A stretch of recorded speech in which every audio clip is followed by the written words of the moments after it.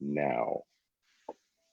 It went, it goes with a red light, says live. Then we're going to believe them.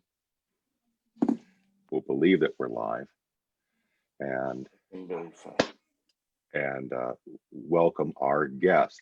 Um, I'm Ron Motter, host of Planeta.com, first-time Zoom host, and I'm welcoming Maria Ehrenberg, Enrique Cabanilla, and Roberto Portugal from Mexico, Ecuador, and Peru, respectively. We'll see how well this works uh, as a conversation, as well as a multilingual conversation. I'm welcoming comments in Espanol as well as in Quechua or Nahuatl. It is actually the National Decade of Indigenous Languages coming up. So let me introduce our participants. Marlene, would you like to begin and let us know a little bit about yourself and your pioneering work in ecotourism? Well, I think I was very lucky being raised in a very conscious family with taking care of nature, making our garden a vegetable garden. We were very many children. We were 8, 7 brothers than me. And then I studied tourism, but I never liked the idea of this mass tourism.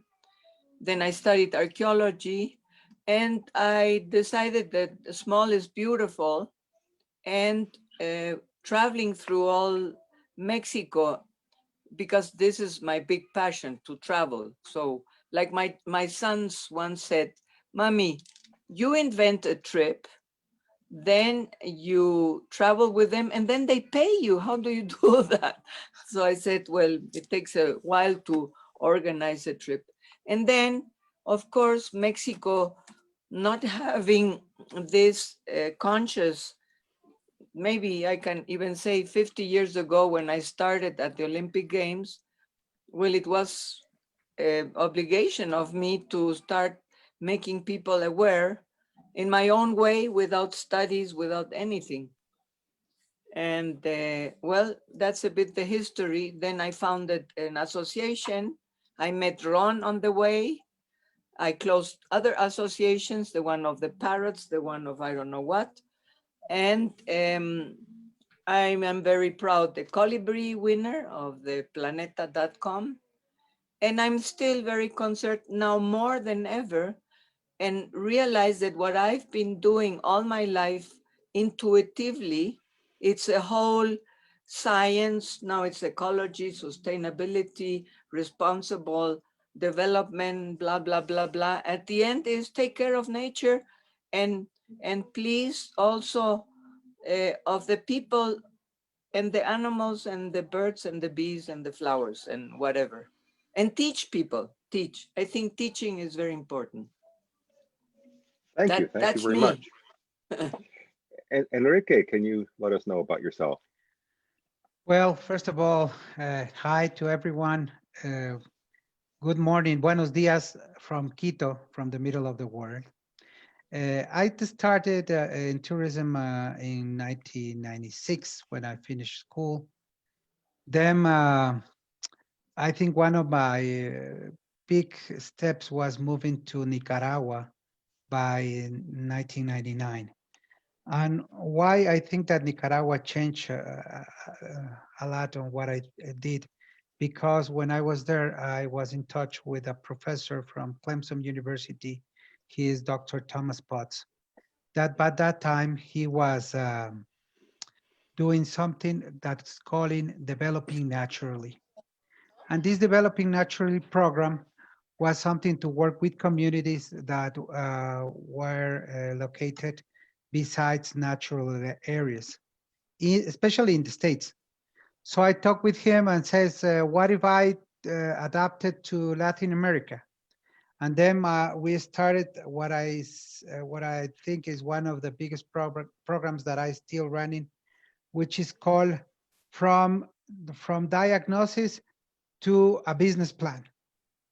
And it's a process that I work with communities, especially in the rural area, uh, to work with them the idea of putting something about tourism in their territories.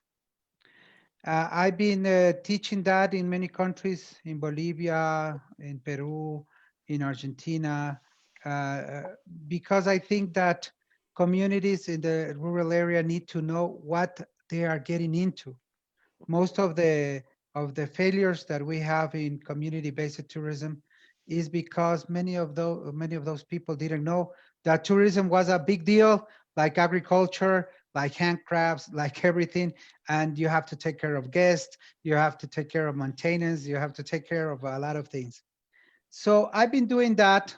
I'm teaching and I'm a researcher now in a public school, which is the biggest and the oldest in Ecuador. Is a university that has 400 years old this year. And I run a program in tourism that holds about 600 students.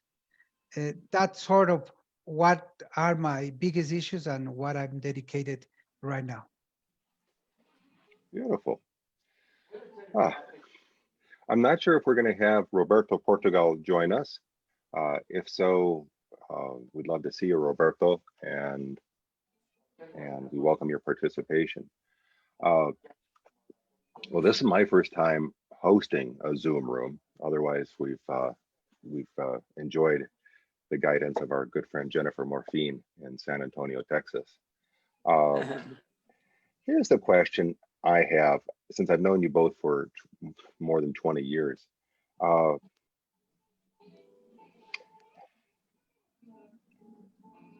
I would have, first of all, I'm kind of disappointed that we don't know more about Mexico and Ecuador and rural tourism and community tourism. Am I just looking in the wrong places, or have we really not grown that much in appreciating this diagnosis of sustainability or ecotourism? And actually, I'm not putting that as a question at all, Will. Have we come as far as you thought we would in the past 25 years? Enrique? I think that we are really walking very, very slow, and we have some issues that are not solved. One of them is to get the correct channels to show what we got. I think we have a big problem about that. And I mean that because when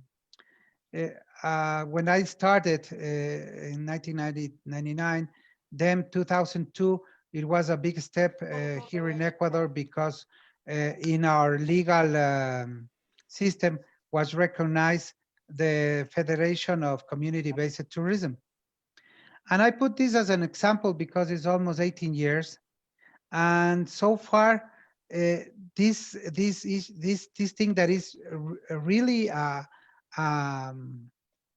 big step forward on planning and trying to get these communities from the rural areas into the tourism system is not accomplished. So far, we made a research, and we have like more than 300 places that are trying to do community-based tourism. But in our legal system, they're only registered about 33, and in the world, they are very poor known. And I mean, not even in Ecuador they are known. We make a survey in the 3 biggest cities, Quito, Guayaquil, and Cuenca, and just 1 of 10 people know something about community-based tourism. So I think the ideas on planning, on innovation, on new things are there, but if we don't show them and if we don't get the correct tools to send the message, we will be hidden for more time. That I think that's the biggest problem so far. Hey, wait 1 second. I'd like to just, let's see if I can share a screen here. But this is the work of that Enrique has led with his students that I find just magnificent, because he's made a series of videos. Excuse me, Enrique, you tell us what are we? What did you do? What we did is we have in Ecuador, we have 222 parishes we call cantons within the provinces. And because we are just online, what I ask from our students is to make a little review of the tourist system of each parish. So each one of them took, for example, what are the biggest attractions, how to get there, how many hotels and restaurants and everything you have there, what are the demand that is going to these places, what activities that you can do, and it becomes really good. It was great. I was expecting that maybe we had more problems, but these guys show me that what our millennials are made for, and they made good videos, and they really get along with YouTube and everything. So very happy of the outcome, and I think that's trying also to put something on the thing that I told before, solving that we are not sending the message of what we have. We have to promote, we have to share, to give it to the world. Otherwise, we will be the best treasure hidden. Well, I would like to. that is a great example, and that is a great example and very inspiring. Marlene, hold on for 1 second, because I'd like to introduce someone else. Roberto Portugal just entered the room. Qué So, bueno. Roberto, good to see you. Hola, mi querido Ron. Muy buenos días. Hello to everybody. Roberto. I'm sorry. I have an unexpected error here in my laptop, but right now everybody's online. Estoy muy feliz de poder unirme al grupo. Desde Bravo, Cusco, bienvenido. Perú. Muchas gracias. We're going to go back to Marlene, I hope. And Marlene, can you tell us, what have you seen the past 25 years? Yes, that's very important because my memory is not as good as the one of Enrique. I now remember that by insisting on founding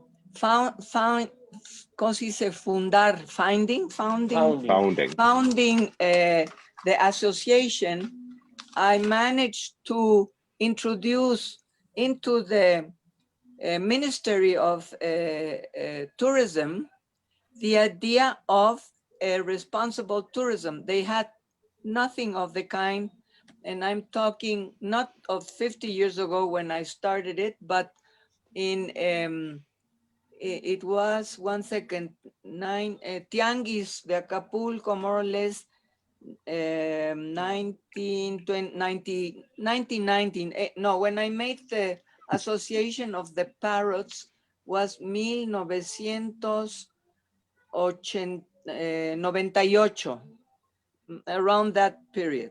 I'm not so sure. So yes, it was then registered wrongly, I want to say, as Turismo Alternativo, which afterwards somebody said, but Turismo Alternativo is what they call the tourism that the gay people do. I said, well, they're also part of the fauna and the flora and whatever.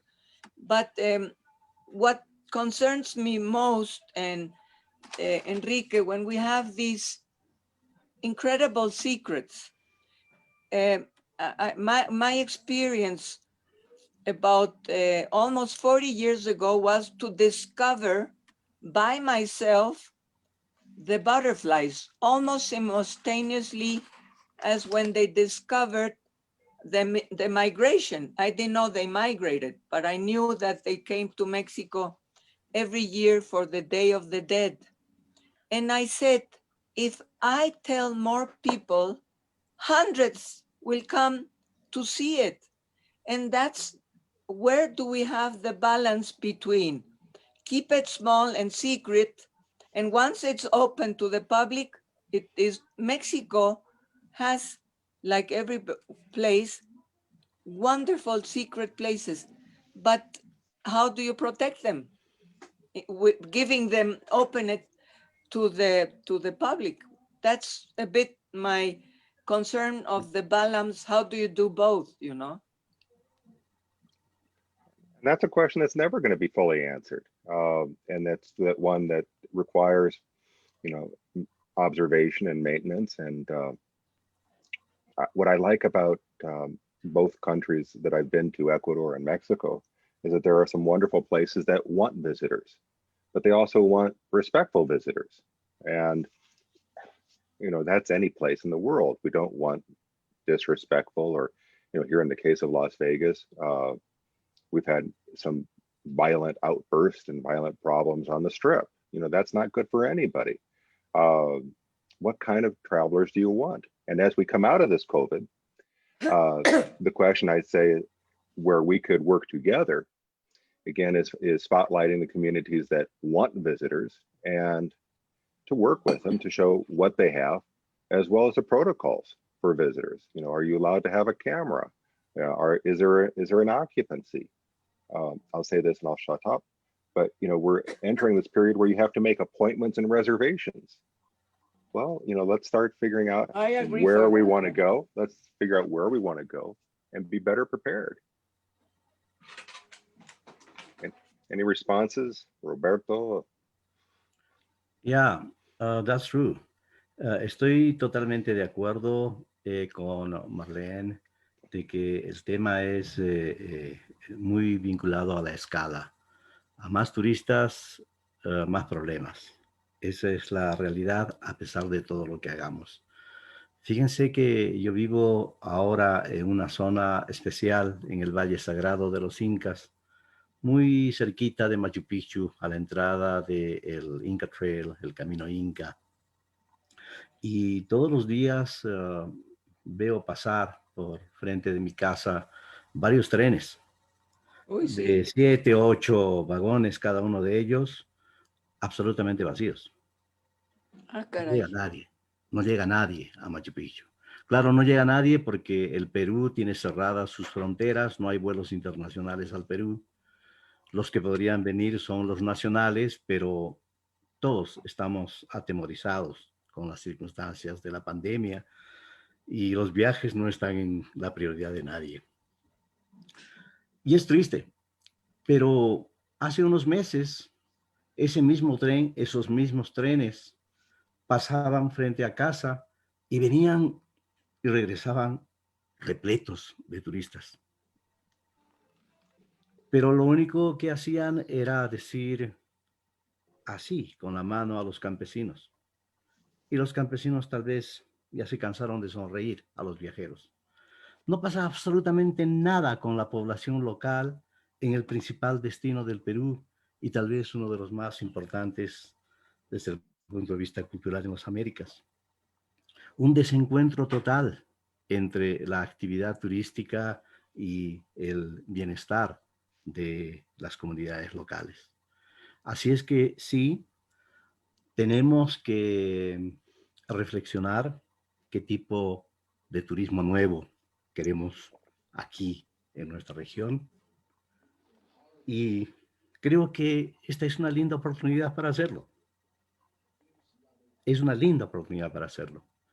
Pero hay que reconocer de que todos hablamos de turismo, pero no todos tenemos la calidad de la información que se requiere para poder ayudar a los que toman decisiones a que hagan las cosas correctamente. Necesitamos difundir información. Necesitamos generar nueva información. Y justamente, tal vez lo voy a comentar más amplio después, eso es lo que estamos haciendo aquí. Estoy en el Laboratorio de Innovación y Calidad del KIPU, del Instituto KIPU, de nuestra Escuela de Turismo. Esta es una facilidad científica que aspira a eso, justamente, a entender mejor a nuestros visitantes, a entender mejor nuestro ambiente, pero también la oportunidad de que la actividad económica no esté reñida con la conservación, que la actividad turística pueda reflejarse también en bienestar de los pobladores locales. Y esta otra vez es una linda oportunidad Y me encanta, Ron, y a ustedes, queridos colegas, veo que todos estamos vinculados de alguna manera a la actividad turística. Es un honor poder conversar con ustedes. Gracias, Ron. Gracias, Roberto. Hey, one quick question. Tell me the name again of your instituto. Instituto Superior Tecnológico Quipu. Okay, we're going to take a look at that. Thank Yeah. you very much. Enrique, any comments? Yeah, well, I think that what Roberto just said is what I think the new tourism, what they call it new. I don't really like too much this idea of labeling everything new tourism, new era, because it's like a political thing that they use this new to do whatever they want. So I'm really afraid of new whatever. But I think that the important lesson that Roberto said right now, and I think that is something that most of researchers in tourism in the tourist field agree, is that we have to humanize tourism. And humanized tourism is looking more ahead of just numbers. This is not a sector that only develops gains in dollars or many people coming to Ecuador, and that if right now, 2019, we had about 2.5 million. And it's not about getting 5 million. It's not about getting more people or getting more money. I think that what Roberto said is the important thing. To humanize tourism is to discover what tourism is doing for local people, what tourism is doing for reaching the sustainable development objectives of the world, how tourism is doing so we have less people with no jobs, less people with hunger, less people with gender inequality. We have a better seas, we have a better nature. So if tourism can respond these answers in the future, I think it will be a big player on development. And also, I think it will be something that people will defend. I think that in this period, what we discover is how much tourism was doing for society, how much people the tourism was doing for agriculture, how much people was doing for people that are artisans, how much tourism was doing for people that was producing marmalade or whatever. And now that we miss it, I think that we should come back with a better idea of a tourism that is related to well-being, what we call in Ecuador el sumac causai, el buen vivir. And I think that if we start measuring tourist success with those indicators, we will go a step forward, and we will be talking about a more human system, made for humans, made by humans, and made for development. Beautiful, beautifully. Well Qué put. lindo, realmente. Y muy bueno. Can I say something, Ron? Please, thank you. I think I was a bit separated of all this tourism things for a while, for partly I concentrated in only making small tours for people who are sensitive and that give a donation to the artisans.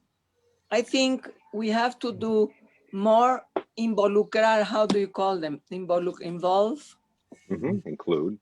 Include, make them like, just a small example. I went to the Sierra de Puebla, Hueyapan, and I talked to the lady. I usually do a scouting so that I'm sure security in Mexico is another theme, very important, that everything was all right, that the roads are okay. So I kind of make a small trip before I make the true trip. And I talked to the ladies and I said, can you get a few of the ladies that make the textiles, the rebozos, these beautiful ones, together, And I said, and I want to donate what I would donate if I go into a museum or an archaeological site to the community. And I agreed that with the lady that brings me this group from the United States. Those are people that are from everywhere, even from Germany, from Mexico. We are 15 people traveling, or 10 to 15, once a year to one area of Mexico. And this turned to be so wonderful. And I did it intuitively. I said, why not? And then also, how do they cook?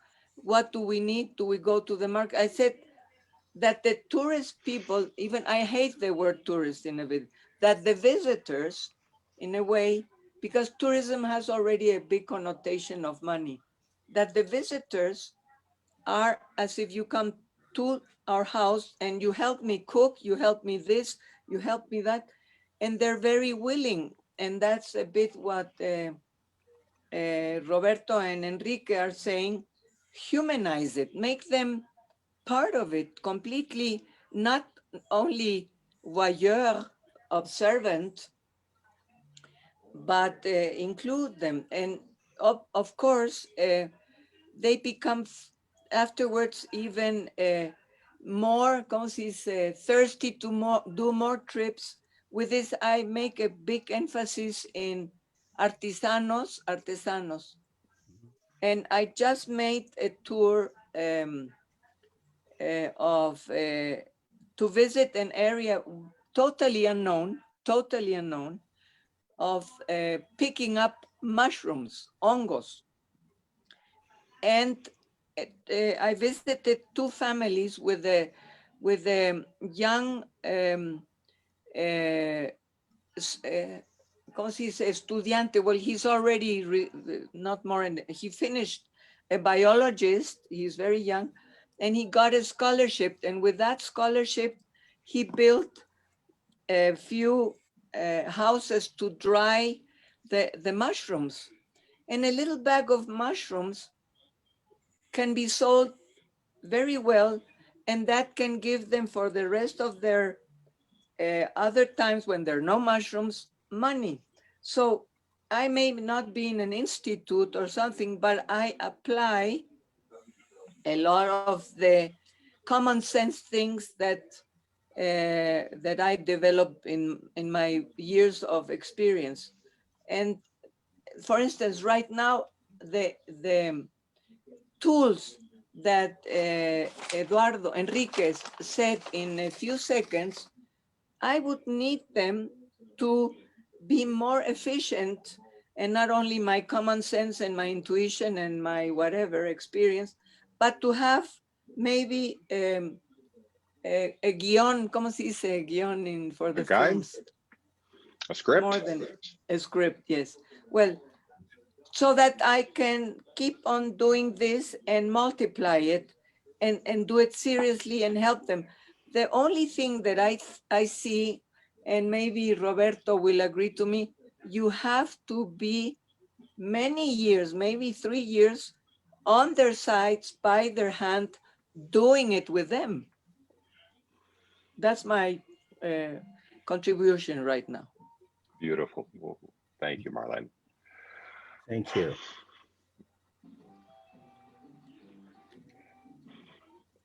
Bueno, si me permites, Ron. Please. Sí, Enrique tiene mucha razón, y también a mí eso de ponerle etiquetas a las cosas Terrible. es terrible, sí. Sin embargo, tenemos que reconocer de que en muchas generaciones de seres humanos en la Tierra nunca nos hemos enfrentado a un problema como el que estamos teniendo en este momento. Mira, eso de que las personas que tú quieres estén repartiendo, no sé, cómo somos cariñosos los andinos, abrazos a medio mundo, ¿no? Y sin ningún síntoma y contagiando, es terrible. En el Perú, Roberto, I'm going to ask you a quick. Yeah. Can you translate yourself?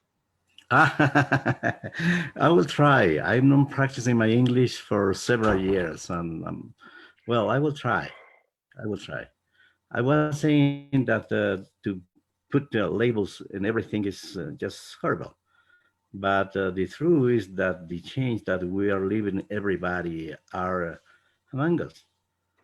Uh, there will be a new reality in the next year for everybody in every single aspect of their life. So we must prepare ourselves to do that. I think Roberto, that, yeah, can you introduce us to the lady behind you? yeah, of course. Por favor, está aquí, ponte más cerca. Hola, ella es Beatriz. Hola. Buenas, ¿qué tal? Es la mamá de mi esposa. Ay, qué bueno. Sí. Bueno, en quechua les voy a saludar. Ayimpuncha y cachu. Que Alipuncha. tengan un buen día. Ayimpuncha y cachu. Que tengan un buen día. Alipunchan cacho. Beautiful. Thank you. I told her that probably we could speak a little bit of Quechua, and she asked me to stay here. So, please. That's great. That's great. I think that's the thing that we have to build this idea of what tourism should become. We have to stop giving the power to the big tourist industry to make everything look like a thing. Culture is not a thing that you can sell as whatever, like in a market. Nature is not a thing that you can sell like in a shelf. We have to go a step forward, and this concept that we were talking about, and Marlene said it just a few moments before, this alternative tourism, to see things in a different way. I don't think that mass tourism is going to die. Our first things in Ecuador, we just opened some national parks like 2 or 3 weeks ago, and we had this collapse of people going to national parks now. I have one student that lives near besides one park that is close to Quito, and she was telling me, Professor, we have a line of about 5 miles of cars trying to get into the protected area.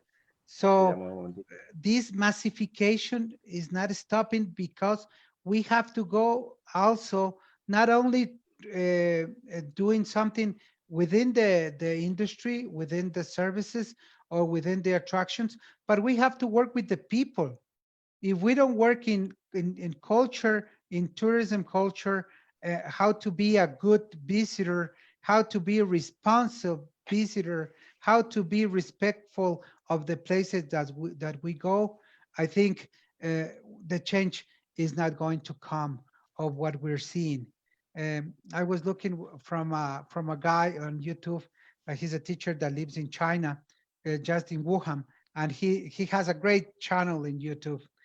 And it was a video like 2 or 3 weeks ago, and he was saying, no, now everything came here to normal. They have a pool party of about 1,000 people within the pool, and a DJ and everything. So I don't think that humanity is learning the lesson, and them. I think that tourism can be a resourceful tool to help that understand that the way we behave is important with people, with cultures, with places. Beautiful. I guess the question I come up with as a person who has the website and is using Zoom is, are we able to use some of these social web channels, whether it's Facebook or Twitter or YouTube, to show people it's crowded or it's off limits? And I use Twitter as a good example that many of the parks, nearby Las Vegas that reopened, including Red Rock Canyon, will tweet just saying, we're full. But again, it gives you this announcement. Zion National Park, this highway is closed. We had a derrumbe, we had a landfall, a rock slide. Again, do you let people know ahead of time? Do we let people know, for example, in the Southwest, when parks are open, but right now they're under a big blanket of smoky haze? In other words, going to Joshua Tree, an otherwise lovely, lovely place, is equivalent to smoking 4 packs of cigarettes a day. To what degree do we, fess up and be honest when things aren't right? And I think the only way is to use these social media channels, because they're the only ones that can be timely. Otherwise, and Marlene has pointed it out, and you've all endured and seen how evergreen tourism is promoted. This is the tourism experience or the place without any variation, kind of like the climate in Ecuador, or the temperature in Ecuador. But it does change, and there are variations, and we're not aware of the differences between what can be done and what shouldn't be done in the rainy season, or as I say, when we have this overflow and over tourism experiences in some of these places. But as I say, I'm trying to compile some good examples of people who are trying to keep us up to date of what is open, what's closed. And I think we should make a big announcement and talk up the things that work on World Tourism Day.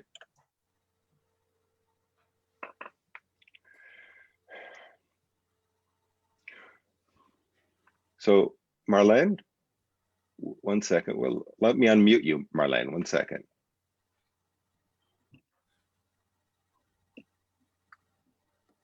I'm not unmuting. I'm not able to unmute you right now.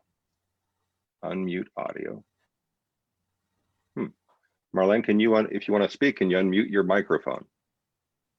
And good luck with that.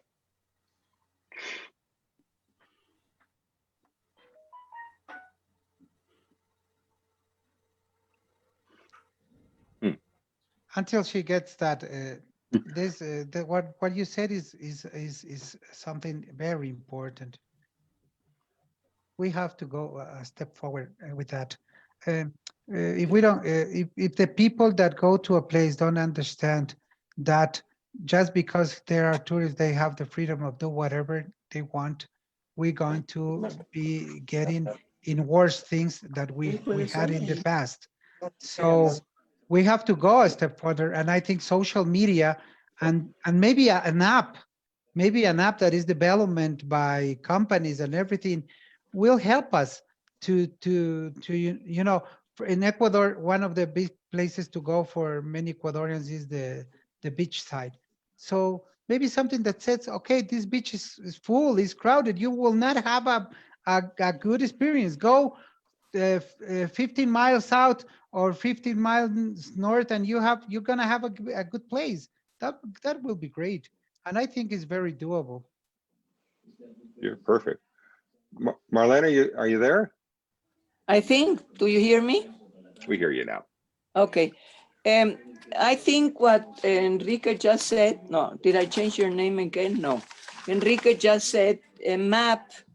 When I gave a conference in Brazil, it was so difficult to get the map of áreas naturales protegidas from the institute. They didn't want to give it to me, and it was not published yet. And I wanted to show and brag about our protected areas, which is an institute, which is more important.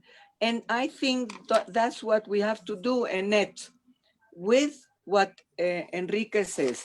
Let's do a map that connects the Ministry of Áreas Naturales Protegidas, Semarnat, I don't know how you call it, ecology, then the one of health, then the one of archaeology. I mean, to tie all the institutes, I always say we have to reunite ourselves in a species of, why don't we call it the net of protecting tourism, or the turismo, I'm inventing a new word, I don't know. Well, it doesn't matter.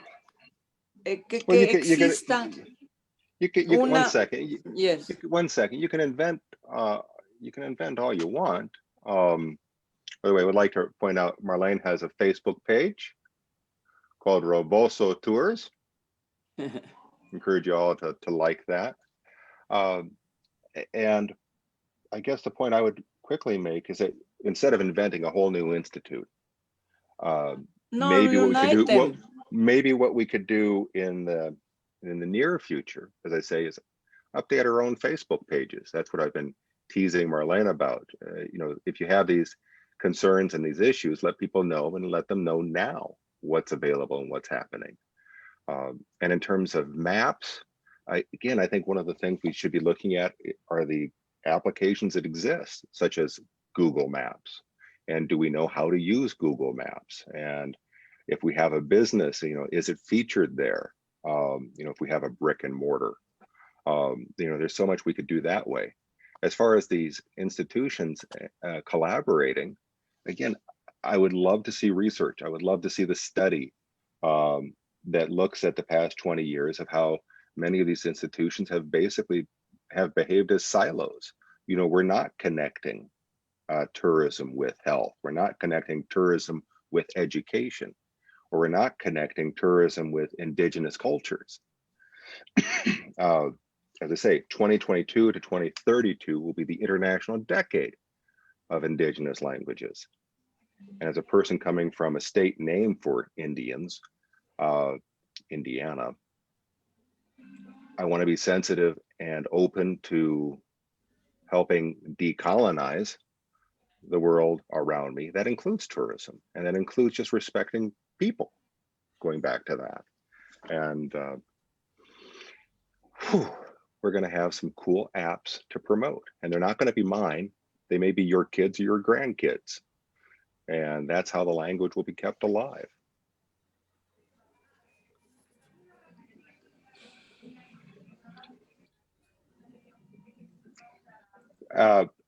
We should be winding up now. So I'm going to ask for final comments, and then just stay online, but we'll be wrapping this up on Facebook. Marlene, would you like to start us off? Yes, well, it has been a true reward to hear experienced people.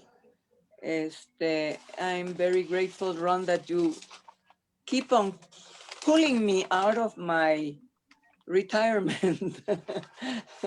I'm 75, my dear friends, so I'm not the youngest, but I am always an activist, and I am very worried that, for instance, you won't believe it, that they're announcing with ¿cómo se llama? Platillos y bombas. There's an expression that Cancun is becoming anniversary of 50 years, and they're celebrating, and it is for me a black day, definitely. And the most tragic thing is that the person that invented Cancun was my uncle. But why don't we do an exercise in saying, like Ron says, I appreciate that Ron says we need more apps, more maps, but all through this, how many people, I mean, barely the people we talk to in the communities barely speak Spanish, barely, I mean, whom are we talking to again? And I think it's important that maybe through the universities, we have more contact to workshops. But of course, now everything will be online. I'm putting a lot of ideas, but it all gets together in like a union of the, like you say, no, health, education, security, whatever. There should be un article, I don't know how you call it, so that everyone says, I have to pay attention to the visitors And the people that attend the visitors, it's not anymore this mass tourism, it's something else.